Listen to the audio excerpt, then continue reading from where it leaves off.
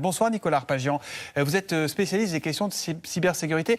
Déjà, on a très vite entendu les responsables de la société Microsoft et autres dire « c'est pas une cyberattaque, c'est juste un petit bug ». Vous êtes persuadé de ça, vous aussi, ou pas? Alors oui, pourquoi? Parce qu'il a été documenté, ils sont en mesure, et ils ont été assez rapidement, après analyse, en mesure de détecter les fichiers à l'intérieur de la mise à jour qui posaient problème. Et d'ailleurs, dans les actions qui doivent être conduites par celles et ceux qui sont en charge de réparer, de restaurer les systèmes, il s'agit bien de cibler des fichiers précis, un fichier précis, de le retirer et de manière à procéder à la restauration des environnements numériques. Donc, ce n'est pas une attaque. Est-ce qu'on est vraiment est-ce qu'on a vraiment frôlé la cata? Alors, la difficulté, c'est qu'une illustration de notre dépendance numérique. Nous avons du numérique pour commercer, pour produire, pour échanger, pour s'informer, également pour se soigner. Et on voit qu'il y a ce numérique dans l'ensemble des organisations. Nous avons besoin... Mais est-ce qu'il nous rend fragile, ce numérique? Parce que là, on se dit, c'est incroyable qu'un problème, moi j'y connais rien en informatique, mais qu'un problème dans un logiciel, une mise à jour,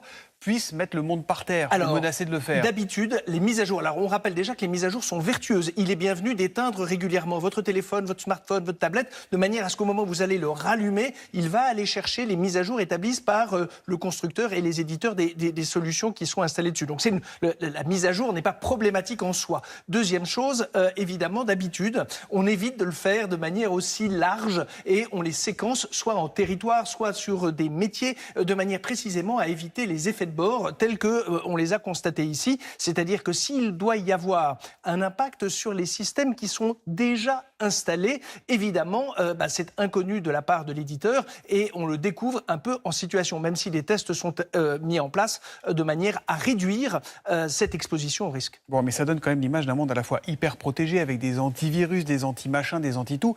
Et en même temps, on a l'impression d'être ultra vulnérable, ultra fragile. On a raison d'avoir un peu peur ce soir, parce qu'on se dit là, ce soir ça va, on a limité la casse en gros, mais qu'est-ce qui va se passer et qu'est-ce qui se passerait si on n'arrivait pas à arrêter les effets d'un truc pareil? C'est la raison pour laquelle il faut se préparer, se former, s'accompagner. C'est-à-dire de ne pas considérer d'avoir une confiance aveugle, mais d'avoir, par justement du conseil, de la compréhension de l'environnement technique, des audits, être sûr qu'on connaisse les modalités techniques qui font fonctionner ces systèmes, aussi bien les équipements que les logiciels. Et ça, l'idée étant précisément de ne pas être uniquement un utilisateur passif. Là, on parle pour les entreprises. Oui. Vous avez compris que là, les particuliers n'étaient pas concernés du tout par cette panne. C'est bien un univers strictement professionnel et donc c'est important de conserver cette expertise et précisément de veiller régulièrement à en comprendre les tenants et aboutissants et de pas uniquement être, uniquement guidé par une simple politique d'achat en quelque sorte à l'économie ou sans comprendre les modalités. C'est ça. Dernière question, est-ce qu'aujourd'hui on est trop dépendant de quelques géants comme Amazon comme Google? Alors, on constate